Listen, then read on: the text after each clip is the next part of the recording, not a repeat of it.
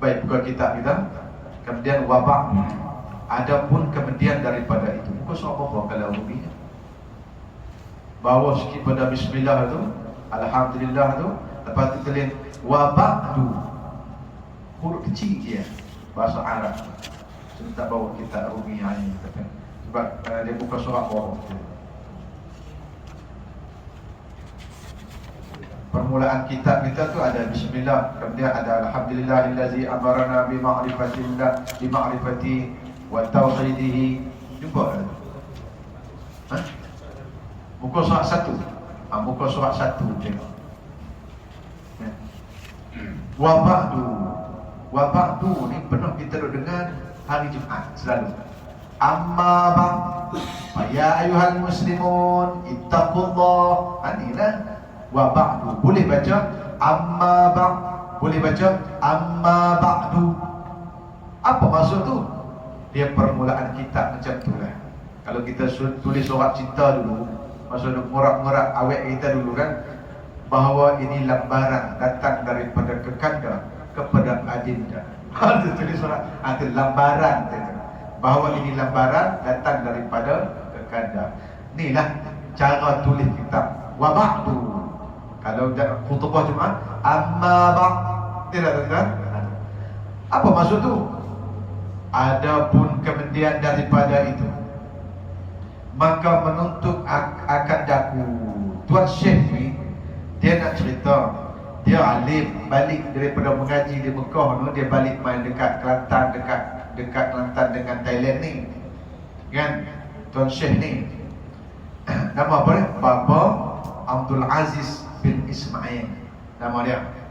Dia ni alim, duk mengajar dekat Mekah tu, balik main kat tanah kita ni, tanah Melayu ni, balik mas sekejap. Dia orang sini, balik mas sekejap. Balik-balik kita pekat jumpa dia, orang-orang pekat jumpa dia, Syekh nak pergi mengajar pula di Mekah, tulislah kitab kat kami apa-apa yang berkenaan dengan akidah hadis. Yang dia tulis tu lepas tu jadi kecil, risalah saja, pesanan dia saja, tulis ringkas-ringkas.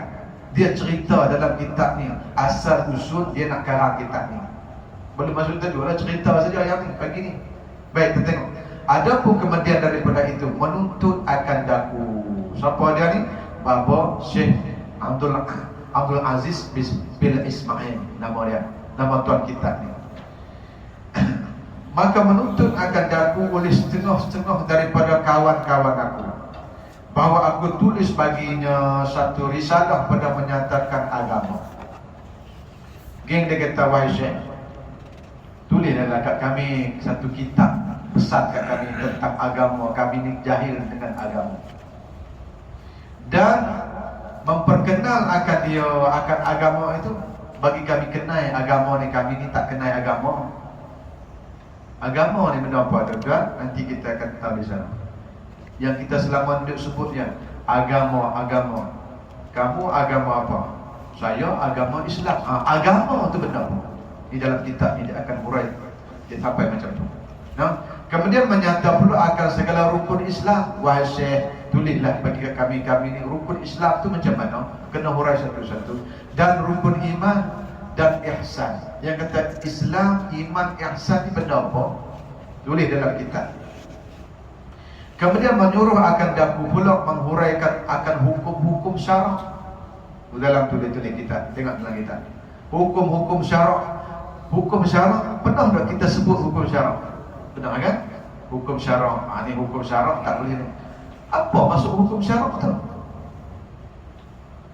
Yang selama ni kita pandai sebut je. Kadang orang tanya kita, hukum syarak ni hukum apa? Kalau tak ngaji, kecup tuan-tuan nak jawab. Cuma kita faham dan kita duk sebut di mulut selalu, tapi takrif dia, definisi dia kita tak tahu apa benda hukum syarak tu. Hukum menteri yang ke-10 ke, hukum apa kan ni? Dia buat undang-undang apa ni? Hukum ni. Ni dalam ni, wahai Syekh, kami ni pandai sebut saja. Hukum syarak itu benda apa? Tulis mai kat kami. Ni dalam kitab ni ada. Dan hukum adat. Tu dah. Hukum adat, macam mana hukum adat dan hukum adat. 3 hukum ni baru boleh pergi kepada wujud qidah. Kena mengaji hukum ni dulu. Hukum syarak, hukum adat, hukum akal. Kena mengaji hukum adat, hukum akal, hukum syarak, baru boleh mengaji wujud qidam baqah. Pasal apa lagu tu? Sat lagi kita nak menghukum Tuhan ni, dia kuasa macam mana? Tu menghukum. Kita nak menghukum. Ni Allah ada tak? Ada. Siapa duk menghukum ni? Akal kita duk menghukum. Tuhan ada tak? Ada. Tahu kat mana kata ada? Tu. Tahu kat mana kata Tuhan kita ni ada? Tahu kat mana? Depa kata ada. Oh, depa kata ada. Hang kata ada, mana hang ikut orang? Tak boleh. Kita gunalah akal kita sendiri. Akal yang menghukum kata Tuhan tu ada. Tuan nampak tak? Akal pergi fikir. Oh, Tuhan ada. Tahu kat mana kata Tuhan ada? Tengok langit dan bumi ni. Siapa buat langit dan bumi ni? Tu akal yang menghukum tak tuan-tuan? Akal kita menghukum kata Tuhan ada. Tu nak kena mengaji ni dulu. Ada orang terus dia pergi wujud qidam baqah. Dia nak menghukum tak boleh. Tu, wahai Syekh, akal bagi tahu kepada kami hukum syarak, hukum adat, hukum akal. Selagi kita salah menghukum, antara banyak kita salah menghukumnya, hari ini ada satu ustazah, kalau sakit jangan makan ubat sakit, tahan sakit. Syirik. Ada tuan-tuan, punca dia pergi mengaji hak tak kena gaya. Saya tak nak sebutlah kan. Kita mudah-mudahan dia dapat hidayah ilmu yang bermanfaat. Ajar pernah dengar tak ni? Dalam YouTube banyak kan? Makan ubat tahan sakit, syirik. Kena yakin dengan Allah. Yang menyembuhkan Allah, yang menyembuhkan penyakit Allah. Kalau kita makan ubat tahan sakit, maknanya kita tak redha dengan ketentuan Allah. Masya Allah ustazah ni. Betul lah, Tuhan bagi kita sakit.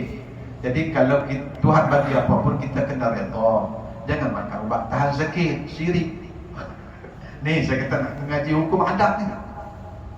Oh, kita kata macam ni lah. Banyaklah tuan-tuan, saya duk mengajar di berada tempat ni. Soalan-soalan, ustaz bagaimana pendapat ni? Macam betul lah. Ni anak-anak murid saya pun pengaruh dengan ustazah ni. Terimalah pada akalnya tu. Saya kata, oh, yakin dengan Allah, Allah nak bagi sembuh-sembuh lah kan. Jangan makan nasi, dapur-dapur ke Allah tu buang habis kat, buang selempar habis, dapur-dapur ke beras-beras, bawang-bawang makanan dalam peti air, buang habis. Yakinlah Allah yang mengenyangkan kita. Jangan makan nasi. Boleh tak? Kan? Jangan makan nasi kan? Yang mengenyangkan siapa? Allah kan? Jangan makan nasi. Tawakal dengan Allah. Oh, pasal makan nak pelahak pula, pasal ubat yang kata tak boleh yakin dengan Allah. Main buat mana? Itu saya kata, kita kena ada usaha ikhtiar. Betul tak? Ubat tu memanglah bukan ubat yang menyembuhkan. Betul lah kita disuruh redha apa ketentuan Allah. Allah nak bagi kita sakit, kita sakit. Allah bagi kita sihat, kita semua daripada Allah belaka. Tapi kita disuruh ikhtiar, usaha ikhtiar. Bukan kita i'tiqad kata ubat tu yang menyembuh. Bukan kita kata kita tak redha dengan sakit kita. Tak. Kena usaha ikhtiar. Siapa yang suruh? Allah yang suruh. Makan yang mengenyangkan Allah. Tak makan pun boleh kenyang. Boleh, malaikat tak pernah makan. Yang menghidupkan kita Allah. Semua ni Allah, tapi kena ada usaha ikhtiar. Nanti kita mengaji nama tu dia panggil hukum adat. Adat kata kalau makan 2 pinggan kenyang. Adat dia panggil hukum adat, wajib pada adat. Adat kata api ini kalau bakar terbakar, adat itu panggil hukum adat, wajib pada adat, tapi harus pada akal. Ini nak kena mengaji, saya kata harus pada akal. Apinya wajib pada adat, api ini bakar terbakar, api wajib pada adat, tapi harus pada akal. Terbakar tadi itu harus pada akal. Macam mana harus pada akal? Cuba tengok, kalau wajib pada adat, Nabi Ibrahim masuk dalam api, terbakar. Kalau wajib pada adat, kan? Kalau wajib pada akal, wajib pada akal, dah harus pada akal, wajib pada adat. Ya, ni nak kena mengaji tuan-tuan, dia makin bengok, makin bengok kan. Dulu saya ni, apa ustaz wajib adat, wajib akal, harus akal. Ni kita ni pening sikit tuan-tuan, tapi itulah nak kena tahu yang tu dulu, baru boleh pergi wujud tidak baqwa muhalafatuhu ta'ala al-hawadis. Ni Tuan Syekh ni kata, boleh kata. Tengok kita. Nah, saya baca balik. Nah, huraikan segala hukum syarak dan hukum adat dan hukum akal dan ilmu usuluddin. Huraikan kami Syekh, tulis kitab kat kami. Ilmu usuluddin ni apa dia? Kami tak faham. Begitu. Mengikut aturan ahli sunnah wal jamaah, ilmu usuluddin ni, dan dengan hurai yang terang, yang sangat mudah memahami akan dia, akan ilmu itu, lagi mudah bicara dan sederhana ibaratnya dan cakapannya, serta mendatangkan pula dalil-dalil yang nakli dan dalil-dalil akli. Tuan Syekh tulis kitab kat kami. Tuan Syekh ni alim, tapi jangan tulis bagi payah-payah sangat. Ibarat dia jangan dalam-dalam sangat. Kami tak faham. Tulis ringkas-ringkas. Ini kitab ni yang kita baca. Kitab saya ambil kitab ni, dulu disuruh saya mengajar kat sini. Siapa? Makcik Indun, makcik kan? Dia kata nak mengaji ilmu tauhid. Tapi yang janganlah dalam-dalam sangat. Saya pun nak dalam macam mana lagi di kitab ni. Inilah yang paling kecil sekali kitab ilmu tauhid, mimpi macam ni. Dan mimpi ni pun belum tentu kita nak faham lagi, kerana ilmu dia begitu. Maka dengan tuntutan itu, aku pun memikirkan dan renung berbulan-bulan. Tiba-tiba diilham akan daku oleh Allah Ta'ala, Allah Subhanahu Wa Ta'ala, bahawasanya tuntutan kawan-kawan aku itu adalah suatu perkara yang baik, yang tak patut bagi aku menolak akan tuntutan itu. Kerana mereka, yakni kawan-kawan aku itu, mereka itu yakni kawan-kawanku sangka baik dengan aku, maka aku pun terimalah tuntutan itu, walaupun aku bukan daripada ahlinya. Oh, rendah diri juga. Padahal dia alim dah. Tuan, ini cara orang yang ada ilmu. Dia apa? Orang suruh tulis, dia mikir bulan-bulan. Layak ke aku?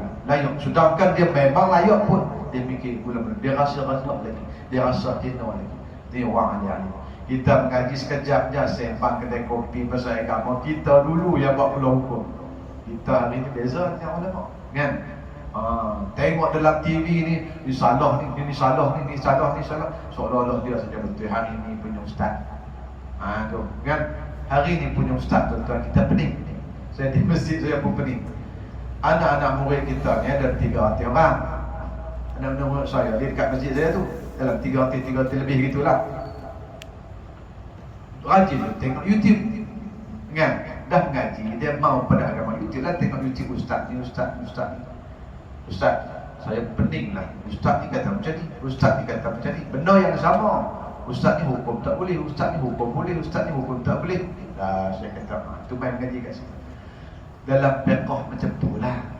Tapi jangan kata ustaz ni tak betul.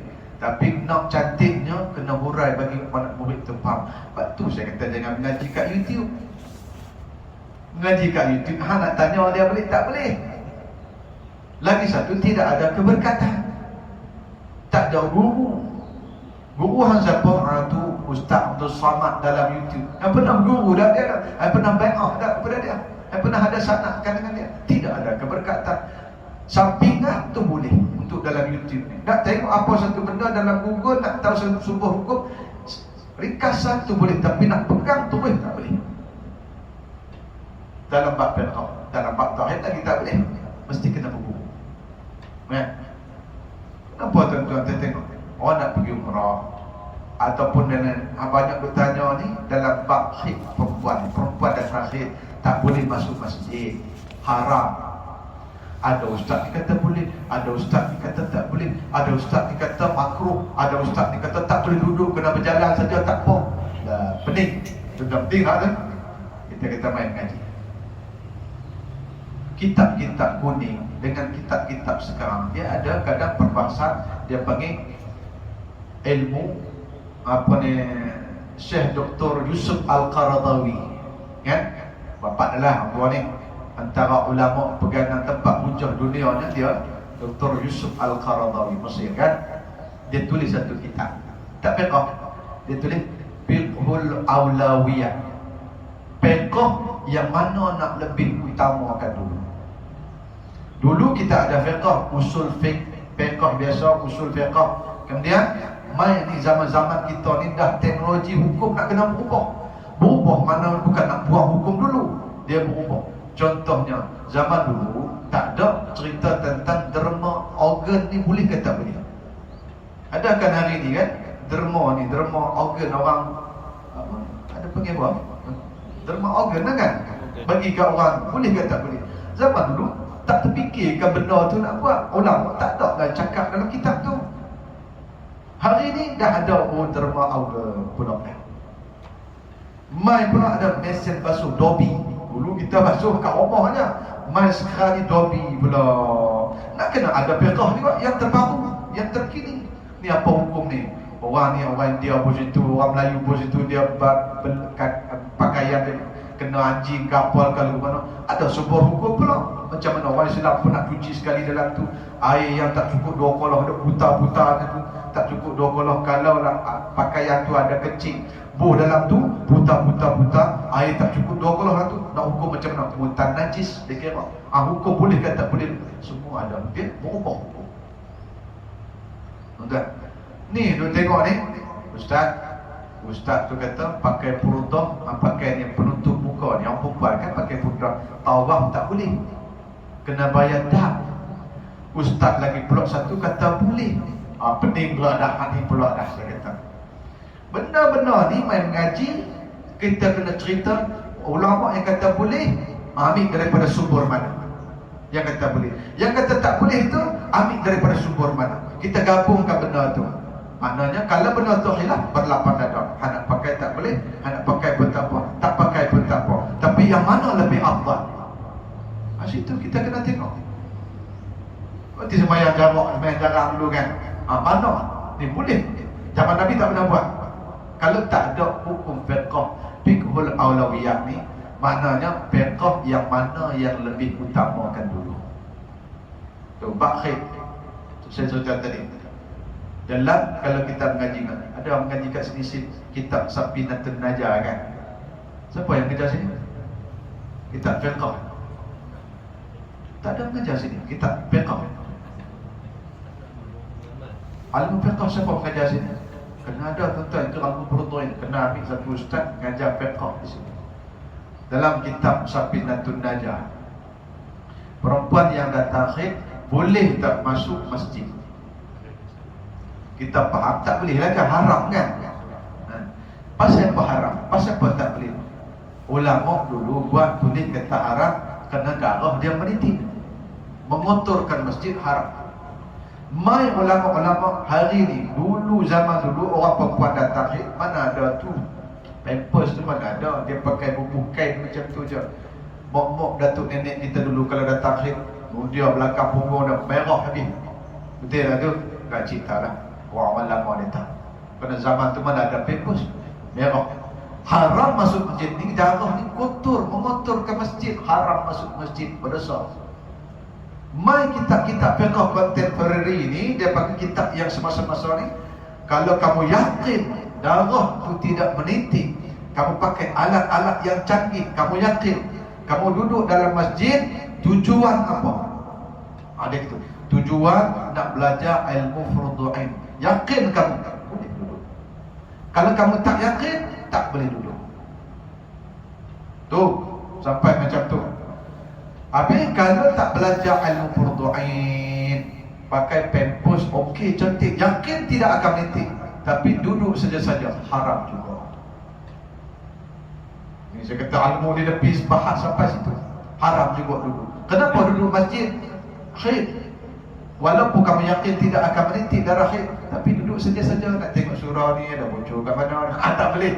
Dia mesti ada yang dia panggil fiqhul awlawiyah, yang lebih utama. Tu, kita perempuan datang haid, anak saudara kahwin dekat masjid, perempuan datang haid, pergi duduk sana-sana hari ni orang. Tak apalah, bukan salah pun. Tapi kalau dia datang haid, dia mengaji. Kalau lah anak kakak kita kahwin kat masjid, kakak kita ni lah, tak masuk ke, anak aku seorang ni je, mainlah masuk teman kakak kan, dalam ni contoh kita datang haid, makcik ni datang haid, Kakak kita anak dia kahwin, kalau dia duduk masa muka sampai nak memutuskan silaturahim, merajuk dia, kita dah takhir pakai kemah, yakin tidak menitikkan darah, boleh duduk di situ majlis kahwin. Kenapa dia? Sakit kalau aku tak duduk situ, kakak aku nak masak, nak memutuskan silaturahim itu dosa besar. Ulama-ulama yang sekarang dia kata dibenarkan. Ada yang kata benar, ada yang kata makruh saja, tidak diharamkan. Yang janji, yakin jangan darah menitik, pakai alat-alat yang canggih. Tapi kalau kakak kata tak apalah kamu dah takhir duduk di luar saja ya, tak apa, kakak tak kisah pun kakak faham. Itu tak boleh masuk dalam masjid. Betul faham tak? Nampak dia punya huraian kitab-kitab dan sampai macam tu. Yang ni yang kita nak kena mengaji.